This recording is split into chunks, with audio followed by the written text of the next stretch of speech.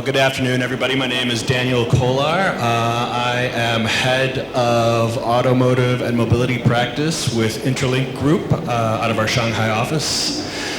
So Interlink, we primarily help Western tech firms from a variety of sectors expand their business in East Asia. So first of all, I'd just like to give my thanks and gratitude to TechNode for inviting me today and allowing me to speak with a couple of great experts on China's EV space, an area that's near and dear to my heart. Also a special thanks to Jill for putting this all together. Thank you, Jill.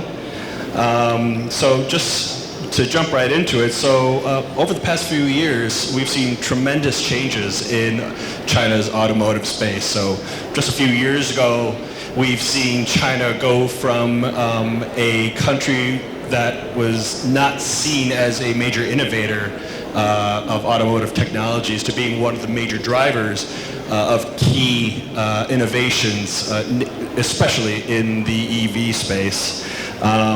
But then again, last year we saw a market slow down mainly because of planned phase-outs of government subsidies. And then along came COVID, and amazingly enough, China has seemed to come out of it fairly unscathed, and looks like it's even starting to thrive again.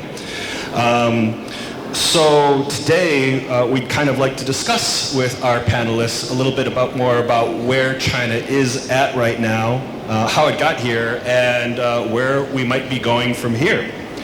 So without further ado, I'd like to introduce our two panelists. And if the two of you could come up, we first have Tu Le. He is founder and managing director of Sino Auto Insights, a Beijing-based consultancy that helps organizations bring innovation and tech-focused products and services to the transportation and mobility markets. Tu's weekly newsletter is a must-read for anyone in Asia or the US that follows the mobility sector. He is recognized as an expert in the mobility space by respected media outlets such as CNN, Business Insider, The Straits Times, Economist, Wired, TechNode, The Financial Times, and others. Tu previously spent time at GM, Ford, and Apple in Michigan and Silicon Valley, as well as in China-based startups. He has a BA from Michigan State University and MBA from Carnegie Mellon University. So glad to see another guy from the Midwest here. And second, last but not least, we have Stefan Dyer. Dr. Dyer is a managing director in the Alex Partners Shanghai office. He supports multinational and Chinese companies to develop growth strategies and transformation programs across industries, including automotive, industrial goods, and high technology. Steve has over 25 years of industry and consulting experience. Prior to joining Alex Partners, Steve was with Ford Motor Company based in Shanghai, where he was Asia Pacific Vice President for Business Strategy. Prior to that, Steve was partner with Bain & Company and A.T. Kearney, also in Shanghai. During his industry and consulting career, Steve has had extensive experience directing the development of new business strategy, including electric, autonomous, and digital connected vehicles and smart mobility, and traditional business strategy and operational transformation. Early in his career, Steve managed research and development for an industrial technology firm specializing in active vibrational control of rotating machinery. Steve has an MBA from the University of Michigan Ross School of Business, a PhD in mechanical engineering from the University of Michigan, and a BS in mechanical engineering from Brigham Young University. Steve is fluent in Mandarin Chinese and has lived in Greater China for over 16 years. So thank you, gentlemen. It's a pleasure to have you both here today. I'm very glad to be speaking with two obvious experts in not only the automotive space, but specifically in China. So without further ado, let's get into it. So the first question on the docket today, so the Beijing Auto Show recently came to an end, and during that event we saw a number of local companies lay out their EV plans for the coming years. So what are some of the most interesting trends that you saw come out of this event? I think we can start with Tu. So I went to the Beijing Auto Show on a Tuesday, and the first thing that has nothing to do with the automotive or mobility sector is that there's an actual in-person auto show. It's the only one around the world this year, so that was pretty amazing. Secondly, what I saw was a bunch of Chinese brands that have fully embraced the electric vehicle sector. A few of the highlights, Geely, they threw a full court press with their stand, with their Lincoln Co. And, across the aisle there was the Polestar. So they're fully embracing the EV sector. And then another highlight I thought was the Great Wall stand. They had the SUVs that they were highlighting, which has become a huge sector in the automotive space here. So I think just seeing all the Chinese car companies fully embrace the EV sector was kind of what stood out to me. A couple of observations I have is the advance of what are called intelligent interior systems. That's not necessarily only related to electric vehicles, but we've seen many companies with very integrated displays and entertainment systems in the interior with interactive features for the people inside the vehicle. The other trend that I've seen is related to new electric vehicle platforms. So initially, the electric vehicle industry, at least in China especially, developed by modifying existing internal combustion engine vehicles and platforms. And that's not the most optimal way to go about it. It's a fast and a cheaper way in terms of investment. But now we're seeing a lot of companies, including both multinationals and Chinese companies, developing their platforms for pure electric vehicles, which opens up a lot of space inside the vehicle. It's a much better use of space and can really take advantage of all the technical advantages of electric vehicles versus having a gasoline or diesel engine. Great. So moving right along, so China's NEV sales have seen a remarkable recovery this year. So should we mainly attribute that to further government intervention, or can we see that there's other factors in play? Well, the electric vehicle industry around the world, and especially in China, is definitely heavily driven and heavily dependent on government subsidies.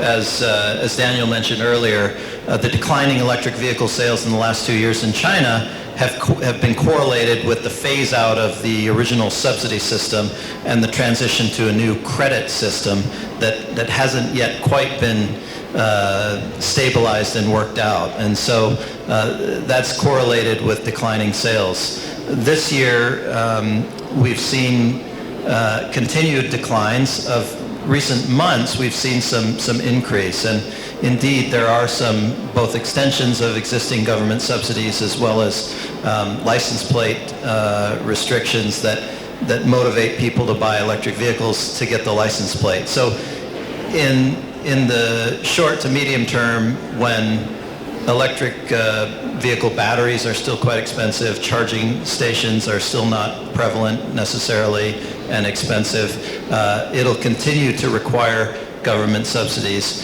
However, at the top end, at the high end of the market, which actually is also booming right now with some multinational players entering the market, especially local production, those are more emotional and less economic buys, and so those will continue to thrive regardless of government subsidies. It's the low end of the market that's also a big part of the market that's a little more dependent on the government subsidies.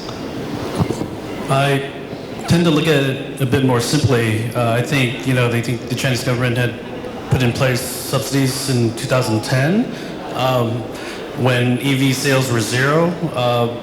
2019, I think there's 1.2 million sold, many on the low end, but they also encouraged the OEMs, the traditional OEMs like Volkswagen, to invest in EVs. And I think the Chinese government backed off a little bit because they saw private enterprise was going to start taking over with more products in the EV space, more than one multinational coming to market.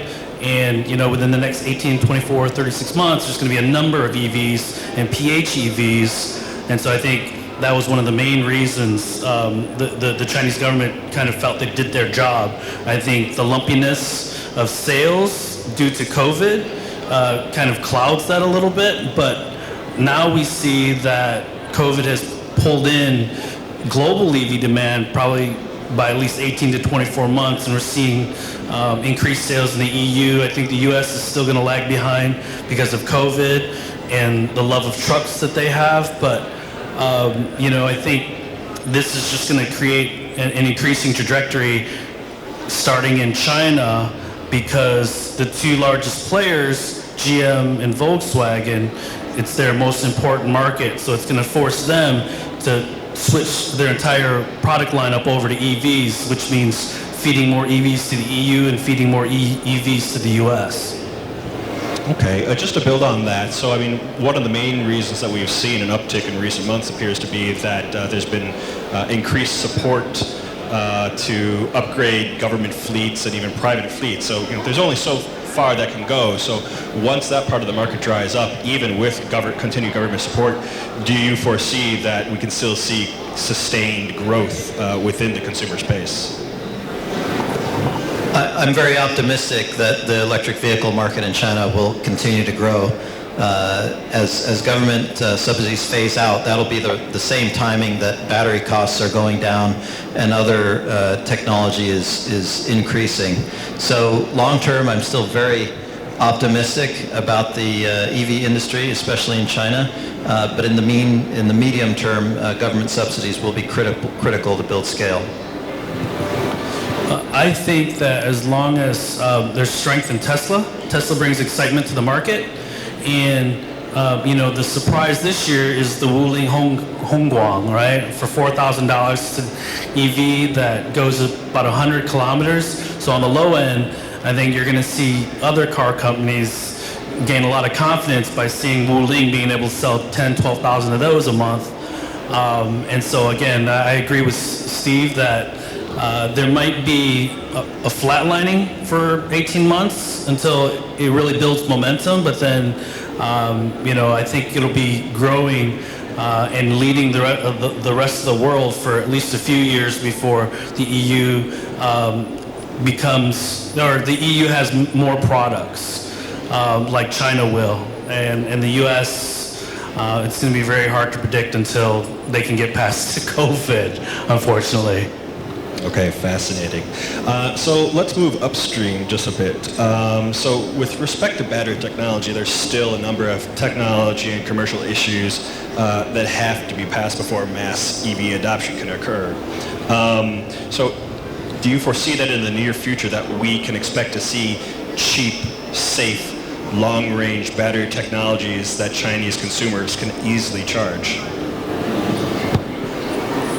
So if we look at a few of the past large industries in China, steel, solar panels, when there's a ton of investment, a ton of government help investing into a sector like batteries, we see a lot of new companies come in, they fail, and we see all kinds of capacity. So I think the battery cell sector is also going to follow that kind of trajectory where there's going to be a ton of investment, a lot more capacity built, whether that's high quality or, only for sale in China at the low end of the market. I'm not sure yet, right? Because, LG Chem, Panasonic, those guys are also investing in China. But I think the battery cells within the next 5 to 7 years, we're going to see a ton of capacity globally for them, probably more than the demand for EVs. So it'll put pricing pressure on the battery cells. China definitely will be a future leader in battery manufacturing. Right now, the capacity in China is just tremendous, which puts a lot of pressure on companies looking to invest in other areas of the world in battery production. So historically, China has been the cheap battery producer, and then other countries, Korea, Japan, have excelled in the higher performance sector. But now we see multinationals going to Chinese battery suppliers for their mainstream vehicles. Some are doing it just in China, and they use other suppliers outside of China, but some are going global, looking to China for a supply. So I think there's no question that Chinese batteries will become pervasive not only in China but around the world. And I expect that there will continue to be sort of two extreme segments in both batteries and electric vehicles. One is the high-end premium segment where customers buy these vehicles for emotional reasons, for high-tech coolness, and brand premium. And then the low end, which is more practical, we call it in Chinese 代步车, so vehicles to take the place of walking on errands. And those probably will require very cheap and not necessarily as high performance batteries. And I think though the market will bifurcate in that way as well. Okay, thank you. Well, so that answers the first part of the question, but so the other part was that, so we'll have the batteries, but can consumers easily charge them? So for example, we're seeing, so if you have a fleet of vehicles, well then there's no problem there, but if you're an everyday consumer, you might be able to top up your battery while you're at work or maybe at some high-end shopping areas. But I mean, you take my Xiaoqu for example, I don't foresee them setting up individual charging stations everywhere anytime soon. So, do you foresee that we're going to be able to get past this hurdle so that everyday people can not only afford the car, but easily be able to access charging facilities? Access to charging facilities is obviously critical as an enabler to buying and using electric vehicles. China's penetration of charging stations is actually the highest in the world, but it's still behind demand. So there still needs to be investment and growth to build out the charging infrastructure. China's a little different from the rest of the world in terms of where you charge. So home charging is less feasible in China because many people live in urban areas and apartment complexes. And those apartment complexes and living complexes have sort of maxed out their available electric circuits. And so if everybody tries to charge at home, it just won't work. It's technically the electric grid is the bottleneck. So there needs to be more building of public infrastructure. Frankly, according to our analysis, infrastructure or charging stations is not a profitable, sustainable business until the car park, until the fleet on the roads gets to be a certain point to highly utilize these charging stations. So until we get that high volume of electric vehicles on the road, utilizing the charging stations out in public, there needs to be government support to keep these charging companies in business. Yeah, agreed. I think those of us that live in the Tier 1 cities, we see plenty of charging stations in a lot of the urban centers, but the charging stations need to be added in the Tier 2, Tier 3, Tier 4 cities. But I think the Chinese government updated some regulations about new buildings where I think 20% of all parking spaces need to be fit for charging. They don't actually necessarily have to have chargers, but they need to be fit for the ability to put charging stations there. I think, just like anything else with China, given time, there will be enough supply to meet the demand. But they have to balance that investment because there's also going to be investment in battery cell technology and reliability and range. And so as the technology increases in the battery cells, then the need for charging stations also decreases. So I think there's a fine balance, and I don't have that Excel spreadsheet that kind of creates that formula, but I think they need to think about those two things together collectively in order to determine how many charging stations are necessary for China. Okay, understood. All right. Well, so as more companies enter the market, we were seeing battle lines being drawn. So the local EV startups, leading ones, NIO, Weima, Li Auto, Xiaopeng, they're battling for the hearts and minds of forward-thinking consumers. But on top of that, we also see the traditional OEMs trying to reinvent themselves to fit this modern mold. And on top of that, we still see various startups coming and going, trying to make their mark on the local market, and even we're starting to see momentum towards the global market. So with all of this competition, how can Chinese EV manufacturers distinguish themselves to stand out from the crowd? The EV market in China is indeed a red ocean, meaning when the government throws subsidy money in the water, many sharks will come to eat that. And as a result, you see a lot of startups, a lot of companies entering the EV sector. So it is critical that a company to survive needs to distinguish themselves. And so I look at it from two extremes in terms of why a customer would buy an EV. So at the high end, customers buy EVs because they're cool technology and they have a premium customer experience. And so really the customer experience and the ecosystem that you can have access to as a customer in these high-end EVs will become a differentiating factor, and whoever wins in customer experience will have a leg up over all the other players. And then on the low end, you really are looking for an economic value proposition and a convenience, and so it needs to be small, easy to park, and cheap. And like Tula mentioned, there are some companies that have new products in those segments recently that have sold well. So those are a few thoughts. So, I think if we're looking at traditional automotive sector, we're talking about companies that are 125 years old, and then for the premier EV company, it's a 17-year-old company. So it's a bit unfair to really compare and contrast those brands and how they marinate in the market. But with that being said, now that 3 of the 4 big 4 are publicly traded in the United States, there's going to be a lot of pressure for them to grow their sales quite fast. And that means the share price already has the international market growth priced in. So I don't know, and I don't believe that they've really been able to carve out a positioning in the China market yet. So it'll be interesting to see once they go abroad, and I think 2 of the 3 companies have already announced plans to do that. Xiaopeng's already shipping P7s to Norway, I think. So it just gets back to the fundamentals, because in NIO's case, which is a bit more high-end, they've created a small community, and it's gotten them 5,000-6,000 unit sales per month, right?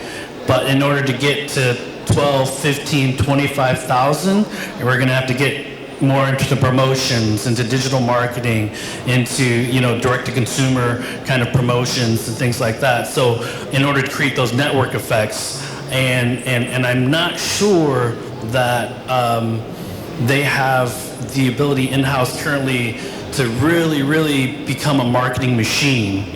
But to me, they probably have another 12 to 18-month window to do that, to carve out that positioning before Volkswagen, GM, Honda, Toyota come into the market here in China and blitz the Chinese consumer with all kinds of marketing for their new EVs, their affordable EVs, for the expensive EVs. So, I really just think it comes back to the fundamental understanding who the customer is, how to engage the customer, what their needs are, turning those needs into features, and then being able to communicate, create awareness, and educate the consumer. And with the exception of NIO, I'm not sure the other car companies or the EV startups are that good at doing that yet. Just to add a little bit on this concept of a red ocean where many players are now competing and entering, a lot of these players are not going to make it. They're going to fail. And so sometimes we want to ignore the laws of physics or the laws of economics. You can't ignore the laws of economics in the auto industry, and that is the golden triangle of finance. So to be profitable and successful, a car model has to have either volume or low investment or high margin, high profit per vehicle. So the companies that win will be able to spread their platform investment across a lot of volume, either by selling a lot of cars or sharing platforms with other companies. That's why you see a lot of strategic collaborations between companies on product development. Or they need to improve the margin per vehicle And maybe the breakthrough way for these high-tech cars is, as we just heard, the network effect of being able to sell some other services or get other sources of revenue aside from the simple sale of a vehicle. Or they could be EV companies with Chinese characteristics and align themselves with provincial governments, right? With the deep pockets. So that's, another advantage for the big four, because they're all pretty much aligned with one province or another. And that's where these EV startups that don't have those strong ties with local governments are probably going to be, in the ass out. Let's just say that. Well, just to build on that, so a number of the startups, possibly even some of the big four that we're already paying a lot of attention to, might not make it. So if that does happen, do you expect them to just fade away, or do you expect that their brand, their assets will be snatched up by some of the traditional OEMs here in China? Well, the EV startups, the big four, I think most of them are aligned with major domestic manufacturers here, so you can almost say they're pseudo divisions to a certain degree, right? And the big four are lined up with pretty large provinces, so I don't really see those four unless they just fall all over themselves with product quality and design issues, which I don't see happening. But so to me, I don't see a world without a Neo in 10 years, in 12 years, unless they're really, really screwing up. Because if Tesla maintains their trajectory once the Model Y comes out and increase sales substantially, I see the Chinese government coming in to protect their domestic champions a little bit before Tesla eats their lunch. But so I just find it difficult for any of the four to not be around in 10 years. Okay, understood. Well, speaking of Tesla, so that brings us to our next topic. So Tesla is more or less the benchmark against which all other EV companies are ultimately compared. But arguably, Tesla is less of a traditional auto OEM and more of a battery and software company. So do you expect that Chinese EV manufacturers will have to follow a similar route and become more vertical in their structure? Or might we see another model emerge, something that's more of an EV company with Chinese characteristics? I don't think you can compare Tesla to any traditional automaker or EV maker because they have Elon. I think that's kind of a wild card. He creates excitement for the brand. He's always grabbing attention for Tesla and all of his other companies. And, so the traditional automakers like to think of quality as being, how small the panel gaps and consistent all the panel gaps are. But Tesla customers, they don't care about that stuff, right? What they care about is being able to live stream the FSD or the full self-driving beta on YouTube, knowing that their lives are in danger because they're beta testing a software program that could crash the car that they're in. I don't think any automaker CEO, whether it's Chinese, European, or American, can really pull that off. And so to me, and about the vertical integration, this is where Elon is playing 3D chess versus everyone else playing checkers, right? Because in Battery Day, he said, we're going to be in energy storage, we're going to be we're going to be in electric vehicles, and we're going to be in energy creation, right? So he has Solar City, he has those power banks, and then he has the electric vehicles. And I look at Tesla, Elon doesn't look at his cars as vehicle sales, right? He looks at it as an install base. And we talked about this yesterday. I think there's a scenario in the future where Tesla could sell their cars at cost and make all their money on the services provided that they sell in that car. Because of their vertical integration, they don't have to share any of that revenue with anyone else. Whereas I don't know one EV automaker, whether it's traditional or startup, that has not partnered on a platform, on some substantial sort of software that would force them to share revenue in the future with another company? To win in business, any company who wants to differentiate and have a viable strategy needs to control the things on which they differentiate. So in the electric vehicle industry, a couple of things that are critical and key success factors are, as I mentioned, the battery, so the battery performance and the cost, and the customer experience. And so I would tend to see those become major focus areas of any of the OEMs in the industry. Now, if you want to control the customer experience, you either need to do that in-house, or you need to be really good at managing an ecosystem and inviting third parties to contribute to that ecosystem. So I expect that we'll see two different extreme strategies in the EV industry, sort of analogous to Apple versus Google Android. So Apple has a very closed ecosystem. They control every aspect. Google Android is intended to be a very open ecosystem, and that invites a lot of companies to develop apps for that. I think that the same two different extreme strategies will exist in the future among EV players. The same with electric batteries. Some will, as Tesla does, get more involved and vertically integrated in the packing and maybe even the cells, but at least the packing. And then others will want to outsource and retain the flexibility and the competitive pressure on their suppliers to give them good performance and cost trade-offs through not having that in-house. So I expect two extreme different strategies to prevail. And now let me add really quickly to that, because Steve made a good point. You know, when I worked at Apple, you know, a lot of the reason I thought we had the best user experience and design was because of the closed system, right? So we could control every aspect of the design and the user experience. So the other end of the spectrum, the Android analogy that you made, think of a Dell computer, an Asus computer with Windows on it. So when you have an error, you call Microsoft up and say, okay, my Windows has an error. Well, that's not the software, that's the hardware, that's Asus, that's the computer, call them. So you call Asus, and Asus points back to Microsoft, no, that's not a hardware issue, that's a software issue. So that's where user experience could get pretty complicated for these EV automakers, because if they don't control, to Steve's point, the user experience points or the feature points, the distinctions that make them different from everybody else, it's going to be very challenging for them to grow their customer base and loyalty and brand recognition, because they don't have the unique user experience. Fascinating.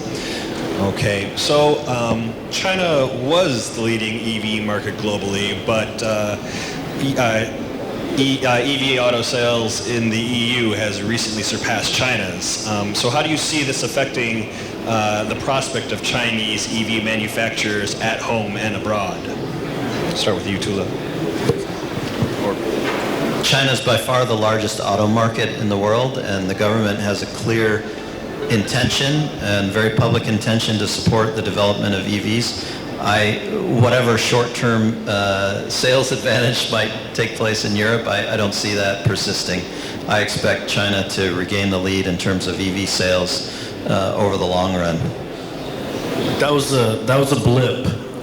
You know, that month was a blip, because we're talking about one country that has 24 million unit sales or 22 million sales, and that's China.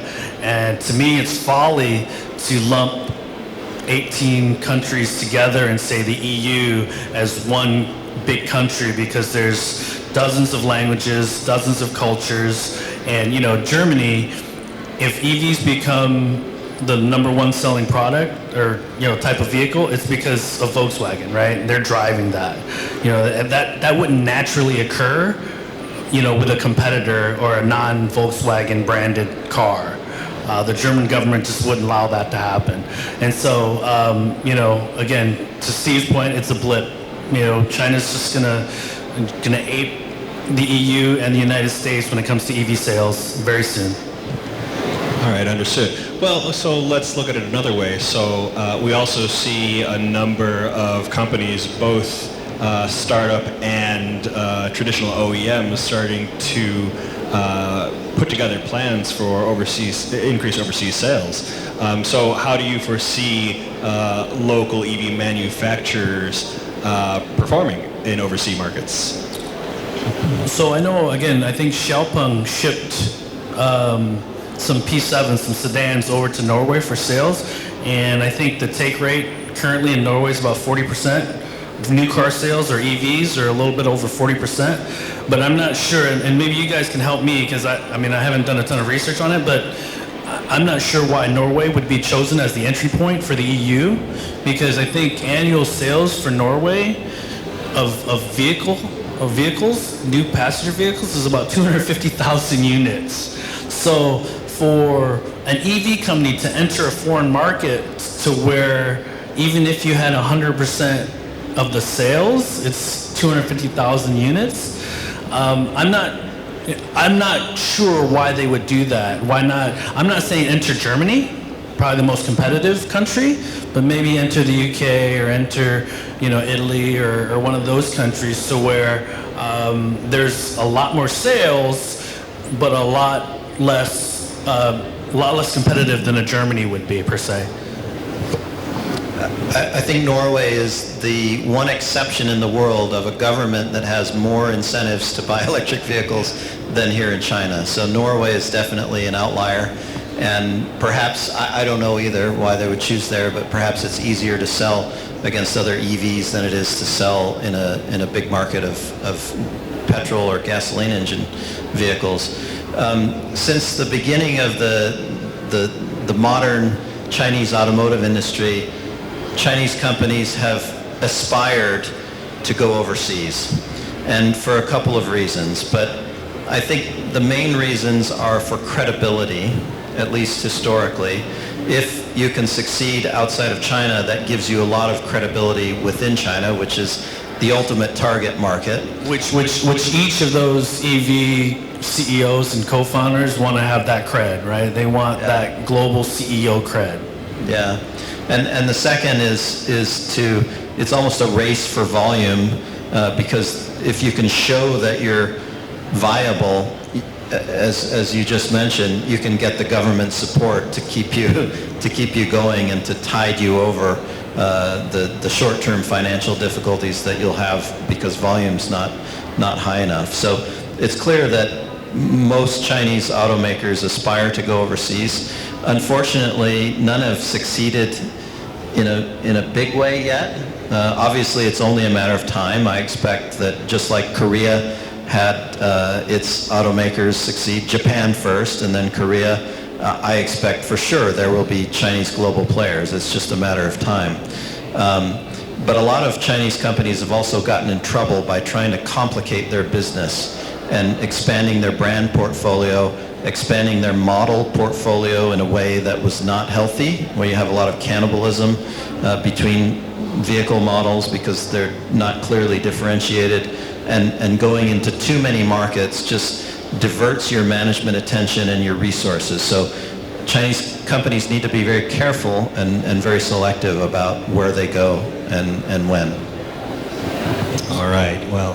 And I would add that I'd speculate that at least a couple of those big four, the EU was probably not their first market for the foreign market, but due to the challenging relationship between the United States and China, maybe that was a decision that they made maybe hastily, because of the pressure after the IPO to show that we're going to be an international company. Because I know that the traditional Chinese automakers like BAIC and GAC, I think they were going to launch products in the United States as far back as 24 months ago, because they opened sales offices in Los Angeles, but because of the challenging relationship, they decided to hold off. So I would think that some of these guys wanted to go to the United States first. Okay, understood. Well, that about does it for my questions. However, before I turn it over to the audience, I'd like to give both of you a chance just to speak about a topic that's near and dear to your heart that we didn't touch upon quite yet. So, start with you, Stefan. You mean any topic? Any topic. What do you want to get out there to the world? Well, that's a tough question. Yeah. Let me just come back to something I said earlier, that I'm very optimistic of the future, about the future growth of the EV industry in China. I think the transition toward electric vehicles is going to happen, and it's going to continue to be strong. It may take a while, and some of the key breakthroughs necessary are related to battery cost and technology, battery performance technology, but it's also going to be a very interesting area to follow from a user experience, an intelligent interface, human interface situation. And then beyond that, what will be really exciting and really disrupting will be when the electric vehicles transition to autonomous vehicles. We're seeing not the leap that personally I expected when I began sort of overseeing some autonomous vehicle strategy at a former company. It's slower than we expect, but that will really be the game changer. About 125 years ago, if you looked at a picture of New York City in the streets, they were all horse-drawn carriages, and there was maybe one automobile there. Within 10 years, the same street and the same day of year had all automobiles and only one horse-drawn carriage. I think that's the type of disruption that the autonomy will cause in the auto industry. I don't think we're quite there yet, but it's an exciting prospect to look forward to. So I work with some of the smaller SMEs, small and medium-sized enterprises, and I, like Daniel, I try to help them enter foreign markets or the U.S. market. So I see this next 15 years as a huge opportunity for mobility-type companies to create new use cases, to create new business and revenue models, either for automakers or for themselves. As the automakers, the traditional automakers, kind of open up their platforms to create more revenue-generating opportunities, providing services, but also not just for four wheels, because some of the trends that you see because of COVID, for instance, the UK is considering banning certain, or leads, I think, ban passenger vehicles on certain city streets. San Francisco banned passenger vehicles on Market Street. New York City is going to create a congestion pricing for passenger vehicles. So I think there's going to be a lot of growth and opportunity in the two-wheel space, the slow-moving autonomous vehicle space, where deliveries are going to be non-human. So just that type of innovation in the space, I think there's going to be a lot of room for it over the next 10, 12 years in China, but also in the rest of the world. All right. And with that, we'll turn it over to the audience for a question or two.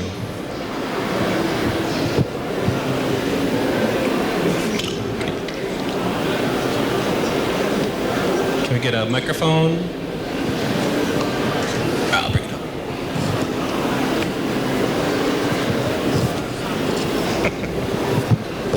Thank you. Actually, I'm the TechNode reporter, but I'm really interested to learn something from you guys about self-driving. And we know that Chinese Tesla challengers, many of them, they are spending heavily on self-driving technologies. And we know that some of them, they are doing something really in an ambitious way to develop full-stack software in-house. Or some of them, they're planning to design chip in-house. So, but we also know that there has been a lot of skepticism about full autonomy, about the possible achievements of self-driving. So I want to know that how do you look at these kind of strategies? Would that be too risky? And do you think if there is any possibility in Chinese auto industry that we will kind of form some alliances between automakers to share the self-driving technology? Thank you. So let me maybe comment first. About 4 years ago, as early as recent as 4 years ago, many of the automakers felt like there was no need to mess around with so-called level 2 and level 3 autonomy. They would just jump straight to level 4. And that's what we can all envision. Level 4 means the vehicle can drive without a driver in constrained geography. Level 5 is just full autonomy anywhere. That proved to be difficult both technically and from a regulation standpoint. And so now I think my attitude is that the evolution toward full autonomy will take place gradually. So, for example, there are a lot of what are called ADAS systems, automatic driver assist systems, and they can be like keeping you in your lane, or automatic parking, where you don't have to put your hand on the wheel, you just control the brake. So there are a lot of these little technologies that are semi-automated, but take the burden off of the driver and make it easier to drive. And I believe that's going to be the path of evolution that will lead up to full autonomy. And it may take longer than we think.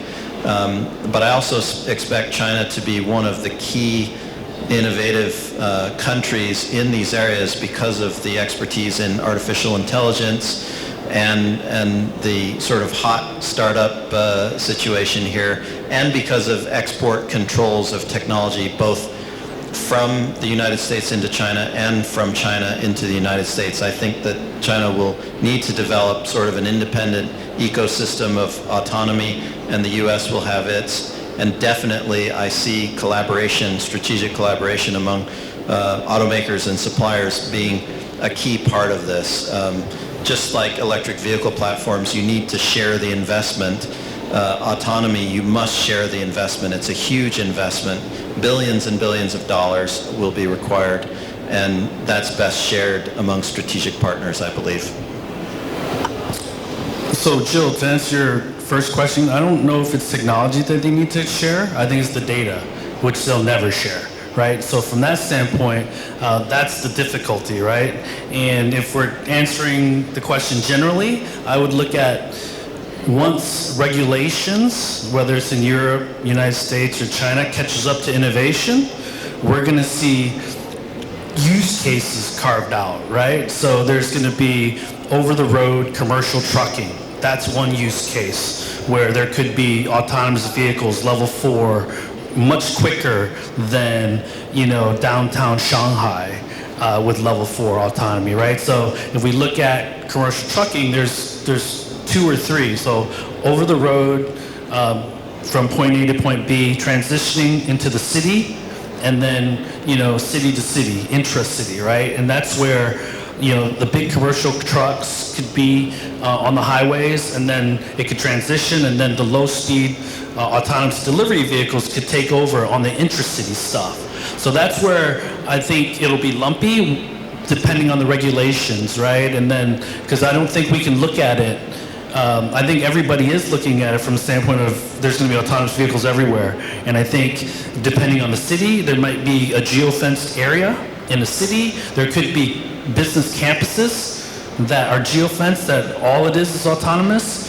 But it'll be a long time before they're thrown out in the wild, doing all these scenarios together, right? Although I was in Guangdong earlier this year, and was in the weed ride. So it was a pretty amazing experience.